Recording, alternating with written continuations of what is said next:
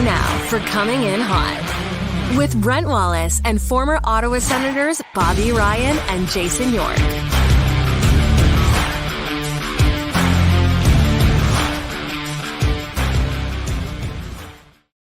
Good afternoon, everybody. Welcome to Coming In Hot. Brent Wallace alongside Jason York and Bobby Ryan.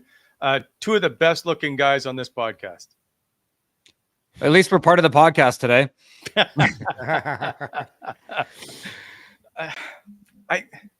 I got you a hoodie. I put your name on the plaque. What more do you need from me?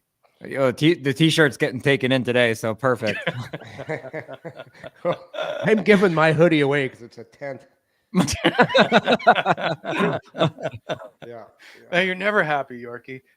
Good to see both of you. By the way, while you two are crusty old veterans, there is an NHL debut tonight for the Ottawa Senators.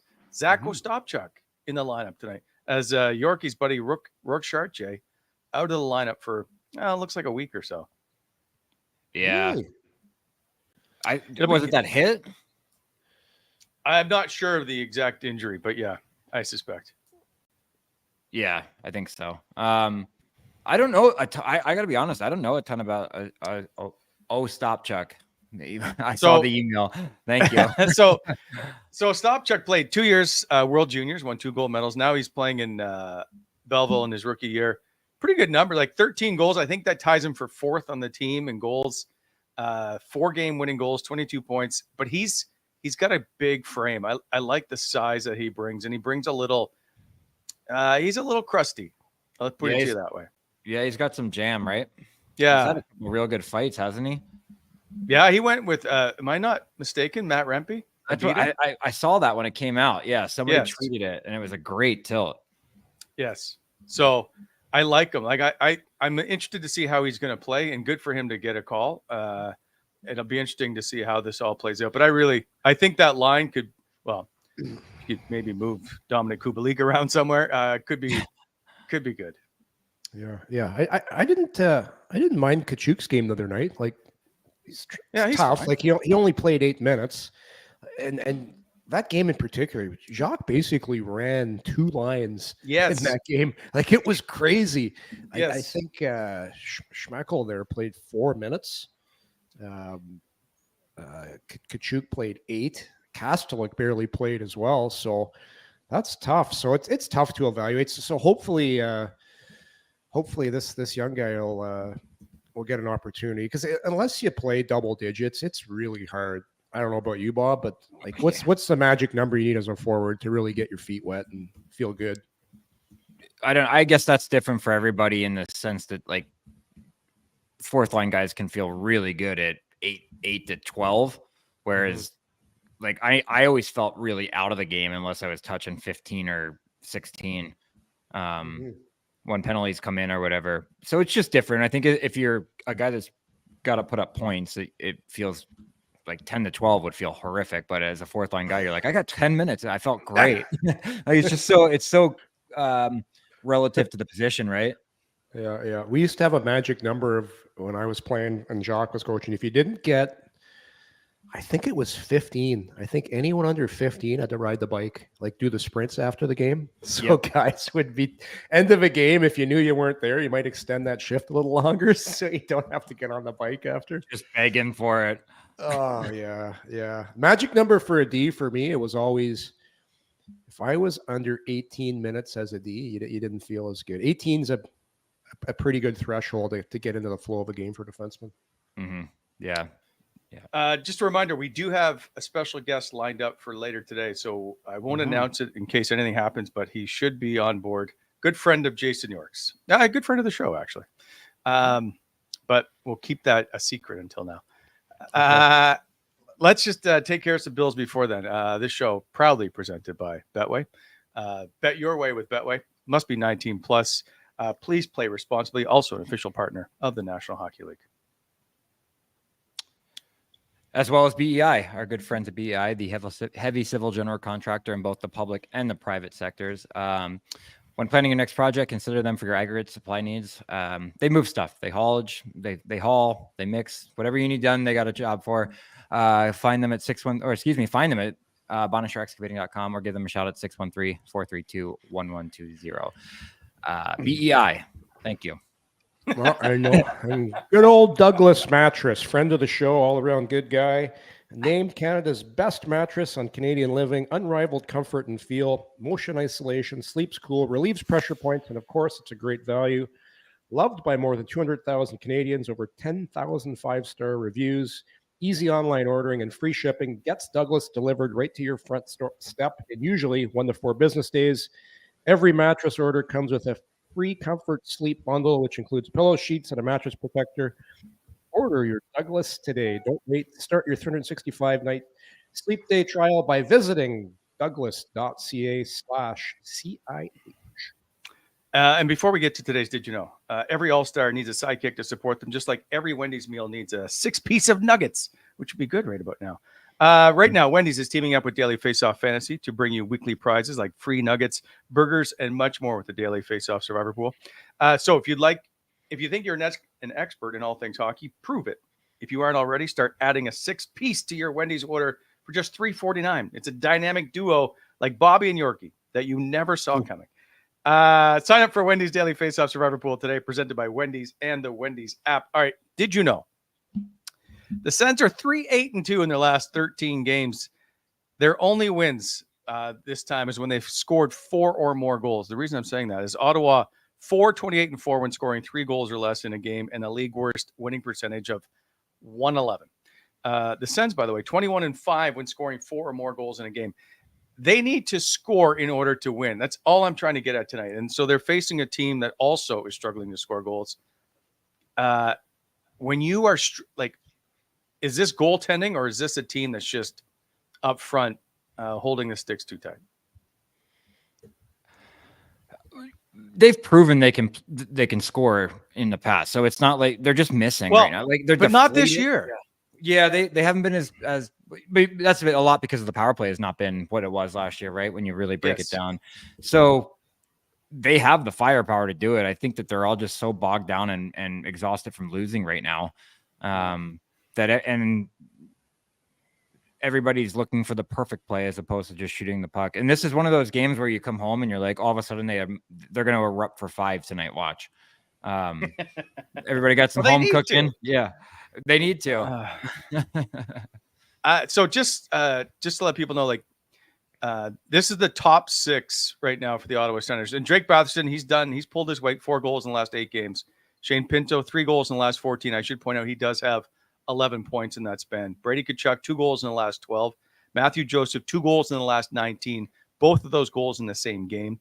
Tim Stützle, 1 goal in his last 9. And Claude Giroux, for the last 12. Mm-hmm.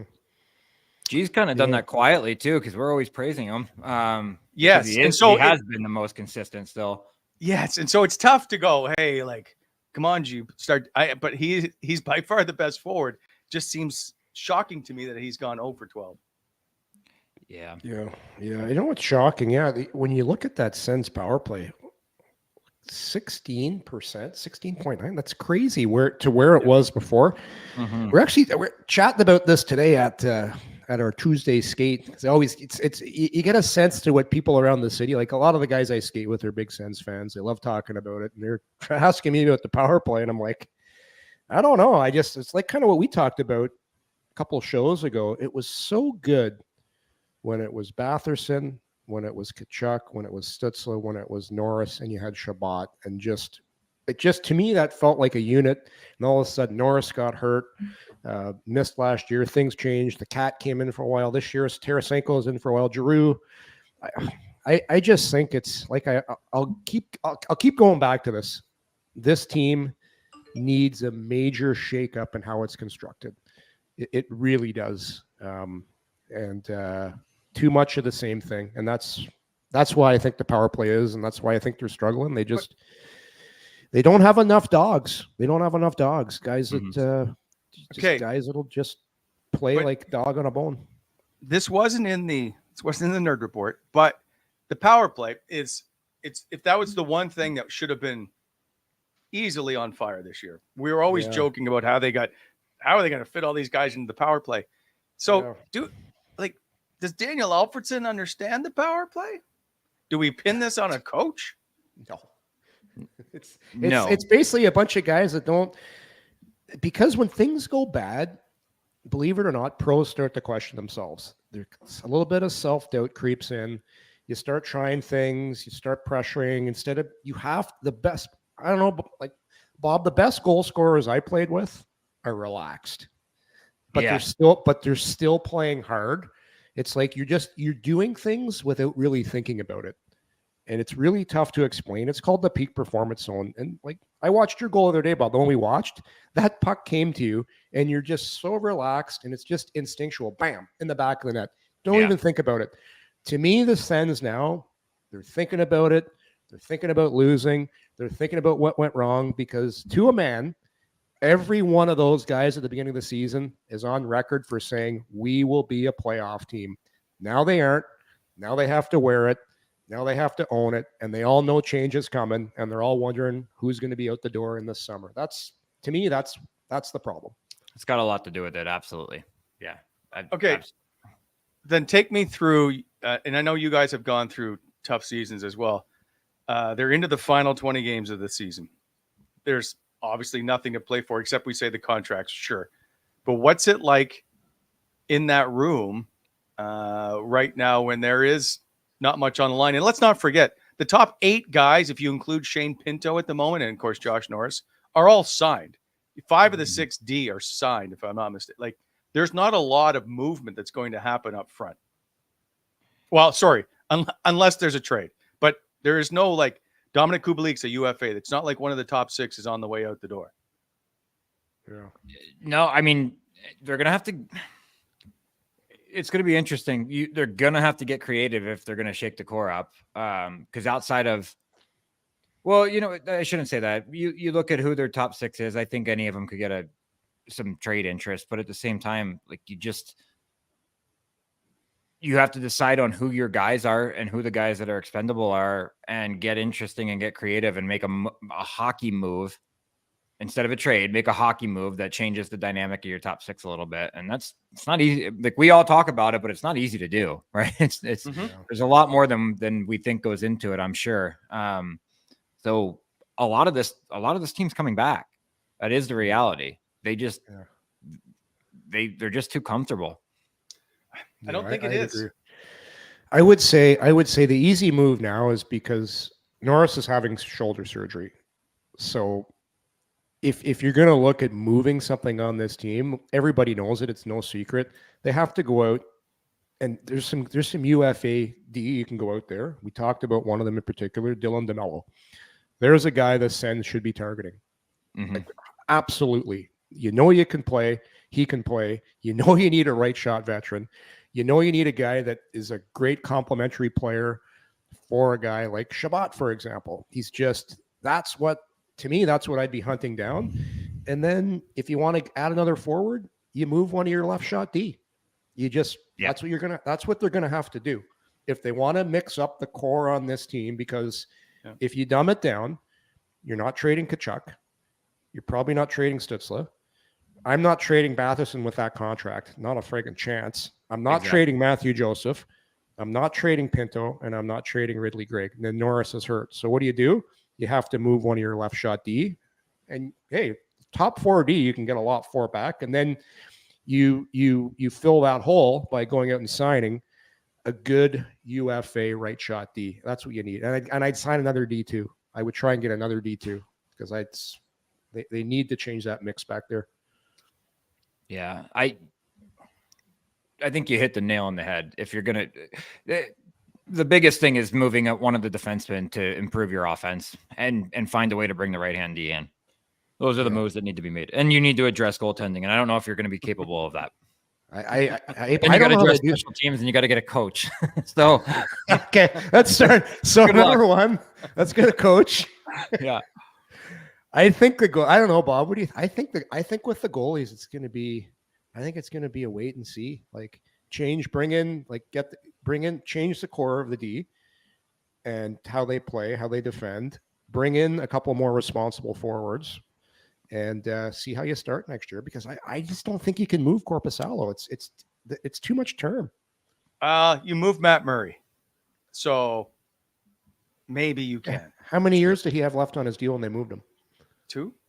I was going to say 2. I can't. Korpisalo's got 4 years. I know, I understand, but there are deals to be made. It's just how much pain do you have to go through in order to make that deal? That's all. Who knows? Like they moved Talbot because everybody said he couldn't play, and now all of a sudden he's playing well. Like maybe, it's very easy to blame the goalies, and we do it all the time. I'm of the opinion maybe they say we're going to change the team and how they play in front of the goaltenders, and let's see how the goaltenders do when we start the season. Because I just don't think they can change what they have back there. You can trade Forsberg, but I just don't think you can trade Korpisalo with that contract. Agreed. It's going to be very. If they do, my hats are off to him. If you find a way after the season that he's had, but I think right now the goalies that we are seeing in Forsberg and Korpisalo are who are going to start next year, and they have to have a renewed. The system has to change. The way they play has to change, and it has to be driven home from day one. Right? Yeah. It has to be. You do that, but like by making the moves in the summer, you bring the guys in early. You make your moves at the draft. You sign a UFA or two, and you can change the makeup of your team in a hurry by bringing in the right guys. You really can. Yep, absolutely. So if you look at that bottom 6, Gavin on the salary board, I like Zach Ostapchuk's interesting to me because Mark Kastelik hasn't had a great season. I really like him. I think his size and his face-off ability is very good. But I'm wondering if Zach Ostapchuk can turn up his game here. Do we start to see like an entire third and fourth line get rebuilt completely? Like Angus Crookshank, he seems like he could possibly be ready to make a move. That I don't see Tkachuk or Kubalik back. Imagine if they had Tkachuk, and Kastelik or Kubalik on the same line. Oh my Lord! You don't see Tkachuk back? Why not? I think he's just a stopgap at the moment, but who knows? I get that feeling too. I think he's just here till the end of the year. They could qualify him. I think it's $813,000, but I don't know that. Like, do you not have those guys? Do you not have Zach Ostapchuk, Angus Crookshank? Judging from, but Tkachuk's a pro. Like he's a guy that knows what it is to play in the NHL right now. He's got a little bit of experience. And judging, I want to see him more before I say that. The scouting report on him is he plays the game hard. And he finishes checks, and he plays kind of the way the Ottawa Senators need more of their guys to play. So 8 minutes of ice time in his first game. I want to see this guy play 10 games and then make an assessment. Sure. I'm just going by, do they need him? I think they needed him because they're now dealing with injuries. 5 guys, I think, in the lineup. That's all. I do think it's pretty telling with Mark Kastelik when you see a guy like Rourke Chartier sent down, then he comes up and he plays a lot more under Jacques than Kastelik does.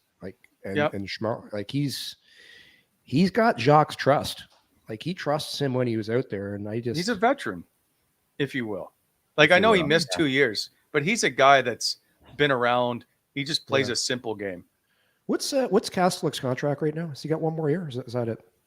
You think he has one more year, correct? He's got one more, right? 25, 26, 825. And again, like even Kastelik, he was hurt this year.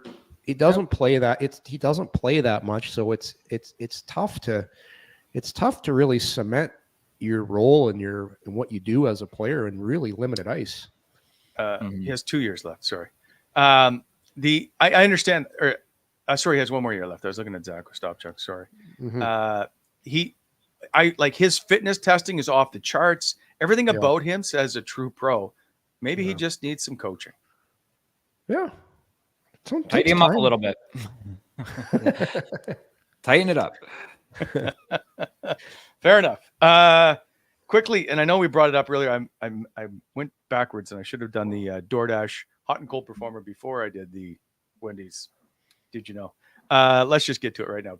This show proudly presented and delivered to you by DoorDash.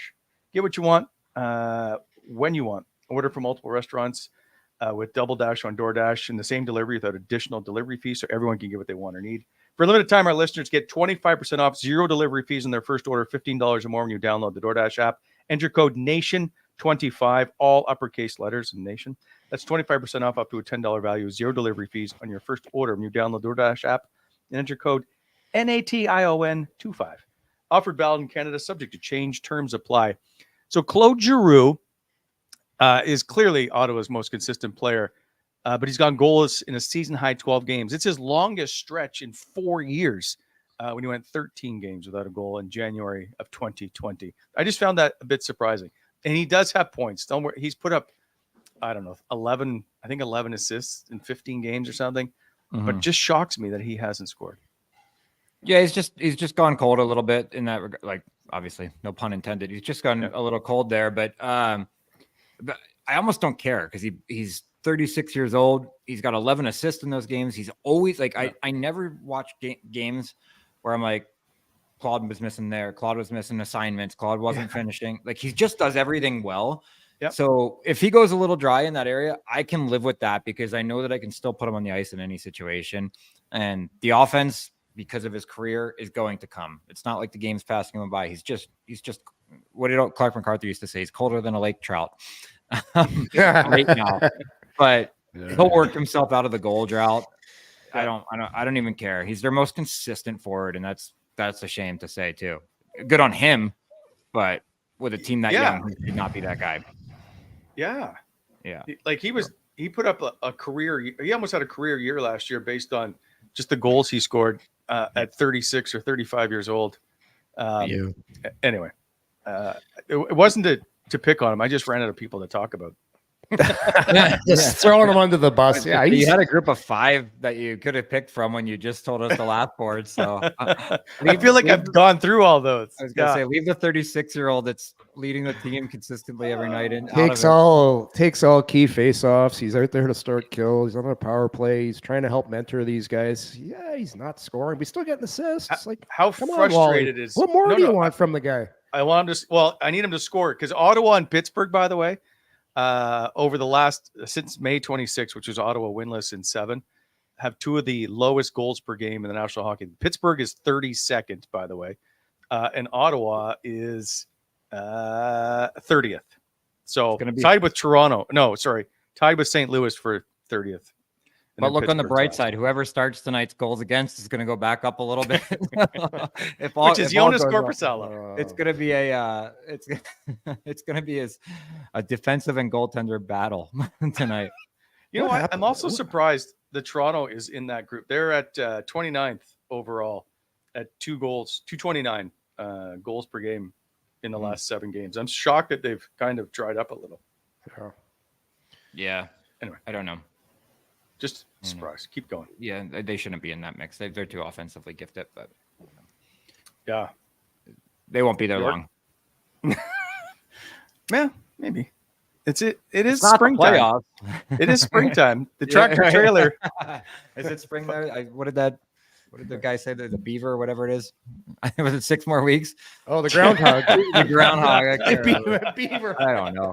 The beaver. Welcome to Canada. It is frigging gorgeous here today. Like outside, shorts and a t-shirt. I was like, this is what I signed up for when I moved here. Nobody told me there were 4 seasons in Nashville. It snows in Nashville. Yeah, once or twice a year. I had no clue. It's absolute. It's horse shit. All right, fair enough.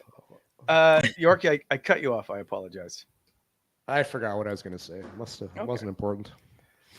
It's always important when you speak. So going into tonight's game, there's a little bit of line juggling. I guess on the 3rd and 4th line is Ostapchuk will go in, centering the 3rd line. Ridley Gregg moves to the wing again. Dominic Kubelik's out on the left. The right. And then it's Tkachuk, Kastelik, and Schmeichel on the 4th line. Question is, how much do those guys play? The question is, what's the over-under on Schmeichel going back to Europe after this season's done? Oh, Jesus Christ. He's gonna do the Bodker when they were like, "Hey, Bods, you got the first meetings at the end of the year," and he took his shit home after the game. He's like, "I'm not coming back for these meetings. See ya." He played 4 minutes last game. Yeah, he's sitting there going, "What was I thinking?" But good on him for taking a chance over here. But no. You remember people were so high on him after training camp. It's like, this guy is the top 6 forward. He's gonna be this, and that. Yeah, it's a lot harder than playing in Europe, isn't it? Yeah. And preseason. He did look good in preseason though. Like he was holding on to pucks, and it's tough. Like it's really tough to come over here from Europe and to be asked to play on a fourth line role and work your way up. Just it's a grind. Like you got to go down to the minors, and you got to beat out all those other guys who are hungry, and you got to have a good attitude. You got to play the game. You got to brown nose a little bit and play that game. But we get so caught up in signing guys that have had great careers in Europe or the KHL or something, and go, it works sometimes.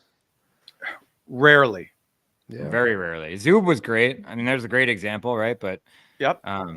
Who did Vegas give a ton of money to come over, and the guy lasted like a week and a half?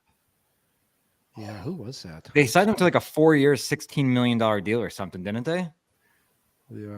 Someone in like chat will tell me here in a sec. Yeah, and then it was all of a sudden it was like, yeah, he's not very good. It was like Shipashev or some weird name, and they were like, we're gonna send him down for some seasoning, and he was like, no, you're not. So and some guys are just specialists of playing in Europe, like because it's a different game, and they know you can cheat a little bit, and if you know how to do it the right way, you can be over there, and why bother coming back? You get paid pretty good, and it's a good life, and way less pressure. Yeah. I got so many buddies that went over there. They were like ECHL to AHL players, and maybe a full-time AHL player. If everything went well, and they knew, but they were like, I would have to grind with prospects coming down every year and coming up every year at the same time. He's just like, I went over, he doesn't even come back. He just stays there. He's like, it's incredible. They pay for my housing all year round. Yeah. They take care of my family and I, so if I was a player in that position, I'd be gone. I'd be going over there in a heartbeat. I would recommend for most pro players at the end of your career, go over and play 2 years in Switzerland. And if you have any designs for your kids to play hockey, put them in the Swiss Hockey League for 2 years. Then they get a Swiss hockey license. They call it's the golden ticket. That's because awesome. They only take, I believe, 4 imports because they really protect their Swiss players. But that to me, that by far is the best. I'm not saying best overall league to play in talent wise, but the most fun when you're an older guy. Like it's a blast. I could absolutely see that. It looked like I was there for a week and I skated with the team once. And the GM was just begging. He's like, just stay. And I was like, I got 2 young kids, man. I'm going home. He's like, we'll bring them all over. I'm like, no, they just started school. I was like, not a chance. So wasn't happening, but Ambry Priota was awesome. What a you liked it? Yeah, it was awesome. Yeah, we played those guys in the playoffs, and half of the rink back then was outside. And after the game, I remember all their fans whipping snowballs at us as we're going on our bus. We're just getting pelted with snowballs from their fans during the game. Our goalie's like getting snowed on, kind of, because the snow's coming in from outside. Yeah, it's you get some weird experiences over there. I don't check our chat very often, but could somebody block this guy that is just bombarding us? Absolute pin dick. Who? What are you in the chat? I've like for the first time ever, I think I clicked on something. I'm usually in our full screen, and I clicked into something by accident, and now all of a sudden my thing's getting lit up. I didn't even know we had this. This is kind of a cool feature over here. I don't even know what you're looking at. What do you? What chat are you on? Am I not on our chat? I don't know, but it's pretty good in the YouTube chat is pretty good. Okay, well I'm on some kind of chat where people are talking about our show. I don't know what it is. What are you, Wallace? Now I'm so confused. I don't know. Isn't there like some new Twitter now in the US, Bob? What's that called? X or something, right? There's X, but there's another thing now. I don't know, Truth Social or something. I have no idea. Okay. Okay. Moving on. I want to get back to the final 20 games. And I kind of brushed off it earlier, but and we talked about there's going to be, I can't not see there being some change to this core perhaps, but so we keep saying, I know I'm dancing around this, but it looks like we see on the ice guys that don't seem to really want to compete. And I know that's not the case, but what is happening right now with this group that they know April, they're flying somewhere and they're done for the season? I'm trying to understand mentality of the players at the moment. They can. How many games left? What did we say? 20. Yeah. Oh man. Oh, they're. I'll say this: they're on their iPads when they're not at the rink looking around. Should I go to Turks? Maybe over to Switzerland? Like they're making plans, but at the same time, they want to compete and they want to finish strong. And it's just this is the hardest time of year when you know you're not going to make the playoffs. If it was 10 games, it's a little different because you're like, okay, I can grind this out. 20 games seems really daunting to you if you're out of the playoffs at this point in time. So. I guess where they're at mentally, I can't speak for them, but they're obviously know. They're deflated. You're losing. You're going to the rink. There's not a lot of positivity right now. There's not a lot of positivity in the city with them on podcasts with them. So they're just deflated, and they need a win, and then they need a couple wins. I don't know. I always remember, like, you felt like even if you won games at this time of the year, knowing you were out, it was a Band-Aid for a day, right? Yorkie? Yeah. At least there's going to be no hope for a long time. Like, you always have that glimmer. Remember last year they went on that West Coast swing and it's like, okay, you win a few games here. It's deflating this year because this was the first year of expectations. Mm-hmm. And I just think this group of players are just, feeling sorry for themselves. There's just like the air of the balloon has come out, and now it's like you got to finish the season. And I don't know. I've been in this situation in Boston. We were so bad at the end of the year. We were out of it much earlier than this, but we didn't have the expectations that these guys did this year. So I don't know. It's just a bad feeling. All you can do is go out and try and play your hardest, try and win some games, but it doesn't matter because everyone's going to say, and it is true, they don't mean anything anymore. But you just gotta play, and because every day you're being evaluated and all those cliches. But it is what it is. It was a terrible season, right from day one, and you know what? There's going to be a major change. There has to be. There's no other way around it. Is a major change for you the coach? Or you're talking major roster, right? I think they need both. I think they need to pick the right coach, and they need to change. I just think how this team, do you remember back when there was hope for this team? Back when there was hope for this team, they used to always hang their hat. Remember, they'd lose games and they say, "We are a hard team to play against. We're hard to play against." And teams know we're hard. They're not hard to play against anymore. And when you lose and you're not hard to play against, and you see the body language on the guys now, it's like they're waiting for something to happen. Get the season over with and see what happens at the draft. Yeah. And it's hard I know we talked about it. Like, there's always something to play for. Older guys have the reason for another year on the contract. The younger guys have a reason to prove their contract or their next contract. Like, there is always something. But it is infinitely harder to get up for games when you're in the position that they're in right now. Yeah. It's just human nature. It's harder, right? It's a harder job. Yep. And you forget that you're playing hockey for a living a little bit, Yorkie, and you start to take it for granted. This was that time of year where you're like, I'm taking this for granted right now because you're so bogged down by losing and the negativity that you're coming into. Yeah. What is it? 7 in a row, right? 7 in a row they've lost now? Yeah. Jesus. And so the final 20 games, and we had the board up earlier, that for the last 6 years, they've only managed to win 7 games in the final 20. Aside from 2 seasons where they won 11, which is last year and the year before, they went 11-7-2 and 11-8-1. It's not a very pretty picture going down the stretch. And even every day I do the standings, you don't see a lot of the bottom teams winning very much. The Islanders and the Red Wings are flipping a little. But outside of that, the bottom teams, they're not doing much down the stretch here. And so I don't expect that it's going to be a whole lot of fun on the scoreboard either.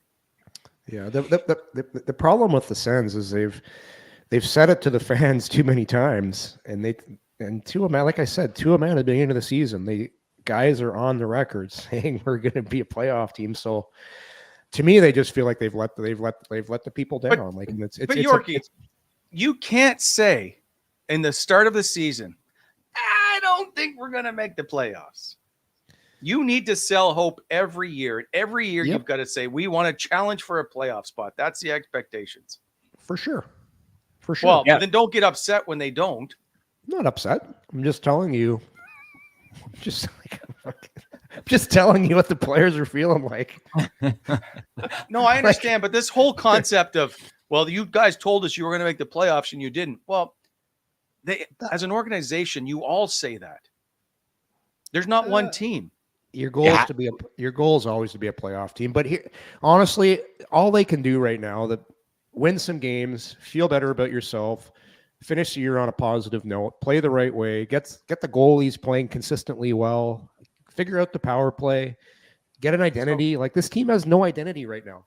But they're not going to have one until next year. Well, just be tough to play against. Just be consistent.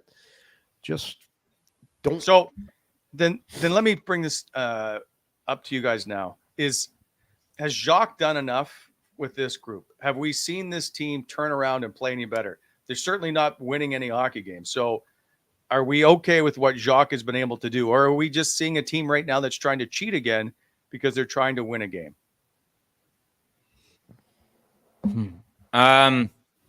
I think we saw for a period of time a change, or a buy-in, if you will. But I certainly don't think he's done enough to change the identity of the team. I think we've seen better games and more consistently in games, but they find a way to lose, and that's been since I was there. So no, he hasn't done enough. Better defensively, but remember when people were saying if we get better defensively, it'll add to the offensive side. That is true in a sense, but it hasn't happened here. Like they've been south of the puck more. The goaltending is just so bad that every shot finds a way. So no, he hasn't done enough. Yeah, I would say that lately, I don't mind how they're playing right now. Like, I thought they deserved to win that San Jose game. I thought they played well in Anaheim. Like, they're finding a way to lose, which is the sign of a team, that not a very good hockey team. Like, that's the honest truth. But I do think they're playing better defensively. I do think they're more responsible. I do think there's more of a game plan to play like, they're on top of pucks a lot better than they used to be. Like, before, they would dive bomb on the forecheck, guys would be caught, and there would be so much space between the defense and the forwards. Teams would just waltz to the neutral zone. They're a much tougher team to get to the neutral zone on now. So there's a lot of things that are much better, but now all of a sudden, they can't score. But that happens with a lot of teams.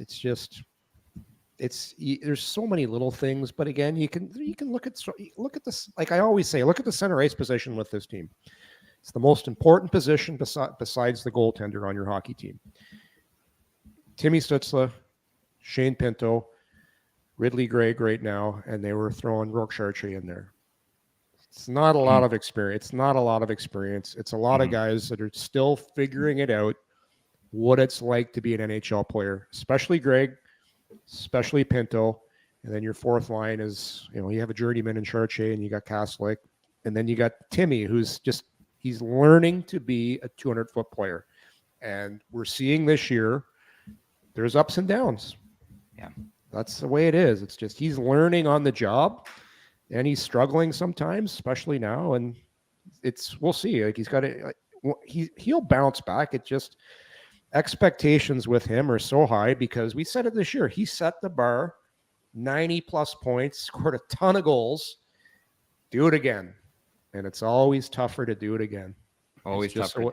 It's the way it is. I'm going to change direction for a second because I just got an incredible text message that from a big-time friend of the show, in Ryan Dzingel, who just said he's playing in Henderson, Nevada for the Golden Knights farm team tonight. No way. He signed on for the rest of the year there, and he said, last 15 games or I'm back on the show and I retire to come live with you. I was like, there's no way you're going right into it. He goes, yeah, I flew in yesterday. I'm right into the fire and I can't move, but God, could I still shoot a puck? So I said, okay, good luck. Oh, that's awesome. Yeah. It was just his birthday. Yeah. Well, you know what, too? Little asshole. I texted him happy birthday and got nothing back. So I got ghosted. Now he wants to chat. Oh, good for him. Oh, that's cool. That's a great announcement for the show. I thought when you said he's in Henderson playing that he was playing a golf course. Oh, I mean, he might be playing 9 before he goes out as much as he likes to play. I love it. Absolute Oh, beauty, good for that him. kid. Yeah. Well, I'll have to get him on. I was going to reach out to him about coming on next week, but we'll see. Anyway, I don't know what he's up to now. He'll be a little busy. So is this a PT? Would this be a PTO then? I'm going to guess that's a PTO. Yeah. Yeah. They were talking to him for a minute beforehand, and he was just, he just wasn't sure what he was going to do. He's like, I don't know. And I just said, what are you being an idiot for? Get your ass to Vegas and go try one more time. So, I'm guessing it's a PTO. Yeah. Anyway, that's good. What a great organization. I know they take really good care of their players, and that facility is amazing. Apparently, in Henderson. He's only. I haven't been out. Yeah, I've seen it, but I haven't been through it. But I love it. He's only 32 years old, Zinger. Like, you can't be sitting at home. Like, he's got lots of hockey left in that body. Exactly. Get it done. Get it But done. all right, I took us off topic. I apologize. Two years in Switzerland, Yorkie. Tell him to do that. How many kids does Zinger have? Just one little guy. Is he old enough for hockey yet? No, right? No, not yet. No, he's just he's 6 or 7 months. It's never too young, Bob. Clearly, Get you're him not out there. going to Get on it. Okay, moving on, and I just saw this in the chat earlier on, and I don't want to get into a big discussion about it because I'm not sure there is one. And there's a lot of people talk about body language and how that the players don't care, but there is I don't want to call it a growing concern. There's chatter about Brady isn't the captain to lead this team, and the reason they're not playing well is because he's not a good leader. Now, for the record, I completely disagree with this, but it seems to keep coming up, and I think it's because, well, everybody's losing right now, and then when you lose, everybody gets the finger pointed at them. Yeah, I don't get the slander one bit, or even the thought process. To me. Yeah. He's your on ice leader all the time. I actually do understand. I've seen some times lately where his body language is slumping. He's also a young captain. So let's let him grow up a little bit too. The expectations from day one for him have been very high, and he's just continued to deliver in different capacities, whether it's on the ice or off the ice. So he gets a long leash with me, but I will say I have noticed it. But I've noticed it from every single player, and he's just a little immature for his age, or not immature for his age, a little immature as a captain, as a young captain. So he'll grow out of that for sure. But there's no question, hard stop, that he is not the right guy to lead the team on the ice. Not a chance. I'll never buy into that with the way he plays. Yeah. Same with me. I'm excited to see him when this team finally becomes a playoff team. I think that's where you're going to really see him thrive. Like, just be like, he's in a best of 7, just every single shift coming after the other team's D. When it's hard, there's less space around the net. Like, he's so good around the net. It's been a tough year for a lot of guys. Like, it's just finish it strong, move on, make the changes that need to be made, give this group, GM, ownership, they didn't have enough time to put their stamp on the team. They'll put their stamp on the team this summer, and I think you evaluate come next year. All right, moving on, because we have our guest here, and I don't want him to. Is our special guest ready? Yes. So I'd like to welcome to the show. I can't enlist all the jobs he does, so let's just say broadcaster and all-around good guy, Colby Armstrong. Oh, shit. Oh, I better get my hat on too. Eh? Oh, you got to get the Bucky. Get your Buckies on, boys. Bob, you got a Cheshire Cat hat too, don't you? I'm not sure if I got a hat, but my name's probably somewhere in there on one of the walls. That hat looks great on you, by the way, Harvey. Oh, buddy, what a great spot. What a great time. Fratelli's for dinner. How do you beat that? Unbelievable. Old stomping grounds. Haven't been there in 10 years. Food's amazing. Then he took me over to the Cat. Just had a laugh. Yorkie's daily routine talk was just buzzing. What he does every day. Wordle, sits on the couch, pitter patters around the house, watches some Netflix. Maybe curb your enthusiasm. Hot tub, shut her down. That's my life now. That's what Tuesday hockey today. Gonna get a dog walk in later. Dog walk at the coffee. Get a dog walk. There's a lot of shit that needs to get done. But it was good. I'm glad you got a chance to come to trivia night last night. We had a blast. I saw Kyle Bukowskis down at the rink. He said he just missed me. It's too bad. He said he was there doing trivia. What's going on in Ottawa where everyone's running the trivia night out of the Cat? Is this like a secret meeting? Is it like a swingers club or something? It's an exclusive club. It's you have to be part of the Good Guy Network to get in. It was a pleasure to go there. And I mentioned to Spez this morning. I said I went to the Cat. Yorkie took me to the cage. The Cat. That's a great spot. So I need to bring this up, Yorkie, that I've been asking about showing up, going to the Cat for trivia for like 2 years now. Colby rides into town and in like 2 hours, he's at the Cat for trivia night. You're right there. Well, because I'm going to tell you why. Oh, Wally. Oh my God. We talked about this last time. We talked about this last night. There's a club. It's called the Good Guy Network. It's hashtag. It's trending right now. If you're in the Good Guy Network, you make a call to someone else in the network before you come to town and you say, hey, I'm in town. We're going to meet up. I got the call from Colby 2 days ago, set up a plan. It's like when I went to Nashville, got a hold of Bob. I got a hold of Bob. Bob and I met. The wives got together. That's what good guys do. That's why we got the network. We all have cards, Wally. If you don't have the card, I can't help you, buddy. What happened? That's because you named the podcast after yourself and didn't have to on it. Listen to this, Colby. We had our podcast. Well, it's not our podcast because they have these Faces Awards. So it's all of ours. We look for this award show, and it's called the Coming In Hot Podcast with Brent Wallace. What a beauty! What a move. How selfish can you be? Good guys don't do that. I didn't name it. Hey Wally, if you wanna call the number, it's 1-800 Good Guys. Just work on it. Give it a call. That's what we do. We're good guys. Yeah. We're not salty. We laugh. We have fun. Oh yeah, it was great times. I loved it. And shout out to Joe, Yorkie's buddy. He actually bought me this hat. He's like, you can't leave here without a hat. So I said, okay, I went in there, handpicked this baby out of the gift shop in the front of the Cat. When I walked in, I didn't notice the gift shop, but there's a gift shop there. And I got the hat as a little memento of the good guy night we had last night in Ottawa, in Canada. I got it, Colby. I got it. You couldn't finish. I couldn't fit any more food in the boiler, though. I tried to get you to get the homemade ice cream, bring it back to the hotel. I didn't want anything to do with it. No, I know. I'm on the fasting. But I'm down 13 pounds. I'm going to go right now. This is the big question right now is how's Ottawa's media meal? Yorkie tipped me off. Cookies are good, but other than that, it's a suspect setup. So I'm going to get in there. I'm going to give it a twirl because I eat it like 5 o'clock every day now. Just one meal, just pound it. Last night, I overdosed a bit. I went OD on Fratelli's. Just filled the boiler with Yorkie. It's been a while since I did that. Couple old fashies. I had the Diablo. I had the Pasta Diablo. But Bobby, everyone was throwing the chicken parm on my lap. They're saying, you got to get it. You got to get it. It's unbelievable. And then we had a dessert. We had the dessert though there. That was pretty good, Yorkie. Great call on that. But I'm going to give this a go today in Ottawa.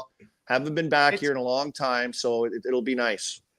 Your Army, I would put it along the lines Pittsburgh-ish without the dessert, with like the ice cream and stuff. No ice cream like that. So I don't even eat in Pittsburgh's one. I don't even know what it's like.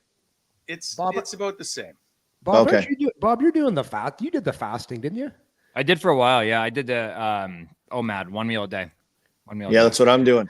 Yeah, and let's then do that. I had no problem doing it because you would just for the first 12 hours you couldn't look at food because I went a little go crazy. Paint there for an hour a day, but you just lay down afterwards and your barrel hangs out your boxers. But I never felt better on it. But it was too hard to continue with all of a sudden I'm going to lunch with the kids and I just man, that's what it was. When Yorkie picked me up last night, he was blaring "The boys are back in town," but he changed the word to "The boiler's back in town." The boy. just hammered on the radio. Well, because we knew we were just gonna pound some food. Yeah, a little thin Lizzie. The Boilers back in town. I love it. Hey, when's the team bus leaving? When do you got to go? I got to go here. I think I don't know. I got to look at it. I'm not really good at the whole itinerary thing. I'm like last minute panic attack, anxiety. Like, oh shit, did I miss the bus? What's going on? Where am I supposed to be? Am I allowed to stand here? Where do I sit? I don't know what I'm doing. So I just try to hunker down, stay out of the way, make sure I'm early enough that I'm not like, the doors aren't closing and I'm ramming onto the bus. I'm very, very like low key.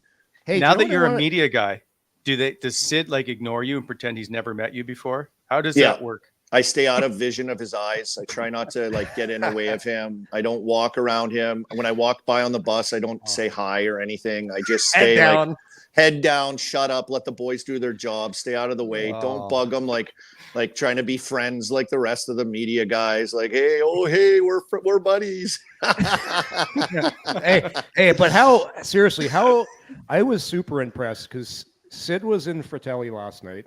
Yeah, I gotta say the way he treats people is fantastic. Because some guys. Oh, the whole way out, he was kissing babies and taking pictures. Like he was unbelievable. He was great. Yeah, Maritime guy, right? Guy. Totally great guy. And Bob, they had the Seekers were right outside of the Fratellis. Like they knew that they were there, like clockwork, buddy. They were waiting there. Oh, yeah. Well, they have their own network. They have their own hotline too. Yeah. Was there bird seed still on the ground? Somehow the guy had my cards. I signed a few oddies. I'm like, how do you have mine kicking around? What's going on here? I'll tell you something. The best, one of the best, because George Paris may have had 2 or 3 of the best costumes I've ever seen for Halloween, but he showed up as a seeker for our Halloween party. No. Stood outside Getzlaff's house with a rope. And like he couldn't get by. He had been collecting all of our cards from the locker room for a year, and I had to find her with a glass. Oh my god, it was incredible. He stayed in character till every single person was there. It was incredible. Oh, legendary. Hey, we should get before Army goes. We should get his lock of the day if we're picking. Get a feel Pens for what's and going cents. on. What's going on with the pennies? Like who's winning this game? This should be a battle tonight, boys. This could be a battle right here. I think the Pens win tonight. I think they've drowned their sorrows almost. Like they've been feeling like their hearts ripped out, and obviously the trade deadline thing and Gensel. And I think, I don't know why, I just have a feeling they throw it together tonight and kind of get things get over it and get things going again. I have a feeling. So you can't lose to the Sens, right? Just a kick and come on the podcast and kick the fans in the nuts. I do like the Sens, though. You guys know that. I like the Sens. I think they're maybe we jumped the gun on if they're on what they really are right now, but they've got good players in place and just their future is bright, no question. So we'll see how the summer goes and everything. But I'm high on them. They got good skill. There's no question the Pens aren't ready. They're going to get stung tonight by the Sens can score. They've got guys that can with skill. They're young. They got speed. They can attack off the rush and quick strike. And obviously Kachuk's a handful when he gets going, grizzly bear mauling style down low below the dot. So it's they have to be ready to go, or else it's not going to be pretty, no question. All right, you got to go, right? Speaking of getting ready to go, Colby, we'll let you go. Army, good to see you, sir. I appreciate you stopping by. I love it. Thanks, boys. Good Guy Network. Good to be on. All right. There goes Colby Armstrong. 1-800 good guy. Okay. Yep. I'm just writing it down. Well, you're going to have to go on a course. We can send you away, or you can do the online version. It's tough, though. It's tough. You're going to have to go against everything in your personality traits. You're going to have to cheat. Yeah. Half the battles ordering food at a restaurant. By the way, I'd like to welcome in our new partners to the show, the Cheshire Cat and Fratellis, after all the free work we've done for them today. All right, let's get to it. It's time for the Betway Lock of the Day, brought to you by, of course, Betway, our good friends. They bet your way with Betway, the official betting partner of the National Hockey League. Okay, gentlemen. Now, I just want to point out, Ottawa has won 3 straight games against Pittsburgh, and at home, they're 5-1 in their last 6 against the Penguins. Claude Giroux got points in the last 3 against the Pens, which is 6 points. The Pittsburgh Penguins power play, 29th. They've lost 3 in a row, 6 of 7. It's not like this is a slam dunk for Pittsburgh, who've been outscored 30-10 in the last 7 games. Ooh. So, you know what? I told I wouldn't, but I'm taking Ottawa. They sucked me back in. Oh, yeah. You just can't stay away, eh? They sucked it. Yeah, you're a sucker. Who's starting tonight for Ottawa? Do we know? Jonas Korpisalo against Tristan Jarry. Tristan Jarry. Jesus Christ. Who do we go with here? You know, By the way, Jonas Korpisalo doesn't have a win since, I believe, February the 10th. Oh, he's just dying for a win right now. Oh, man. You go when you're ready, Yorkie, or I'll go when I figure it out. It's like Tombstone. Say when. Say when. Yeah, Sid's gonna be a little slow if he was at Fratelli's. That one will weigh you down. But I'm gonna go. Come on, I think Bob. it's good. I'm going with the Ottawa Senators. Oof. 2 Sennies, eh? We got a couple guys that are gonna break out of the funk tonight. That's what they can't keep losing forever. They have been good at home. Yeah, I'm going Ottawa too. Oh no! Why Come on, not? Yorkie. all right. Okay, I'll take Pittsburgh. Because- I don't care. I'll be Because the different. We'll go sideways because whenever we pick all the same, it usually means the other No. team. I don't think to be different. I'll take Pittsburgh, but again, it's who knows? Flip a coin. Who knows who's going to show It is up? a 50-50 game for me. Fitty. Yeah, give me the pennies then. Sid looked focused last night when I saw him. Came over, and Colby's full. Again, Colby's full of crap too. Sid loves him because Colby's a funny guy. He came over to the table. Colby said a few jokes. He had a couple laughs, but he is. Bob. I'm so impressed how he handles. You know, some guys will see a fan. It's tough, eh? But Yeah, I know a few. Yeah, he's impressed. Yeah, there's a couple of dinks out there. seen a few. Yeah. Yorkie. Yeah, Pindick. Yeah. Yep. So trademarked. Trademark. Yeah, give me Pittsburgh. All right. Okay. I don't think we're going to catch Bob. I don't know how he managed to pull away like he did, but Yeah. You guys were because he didn't bet on the Sens. I think you were optimistic and I was realistic. I still think this. It doesn't make sense to me. So you're gonna with your record, Wally. Sorry, with your record, you're gonna be betting the ponies here soon. Pretty much the house is up tonight, I believe. I think that's all that's play left. tomorrow. We can do it again. All right, gentlemen. I appreciate you stopping by for the Brent Wallace podcast, and good to see Colby Armstrong joining us. So absolutely, we will see you Thursday morning, 9 a.m. Enjoy the game tonight, everybody.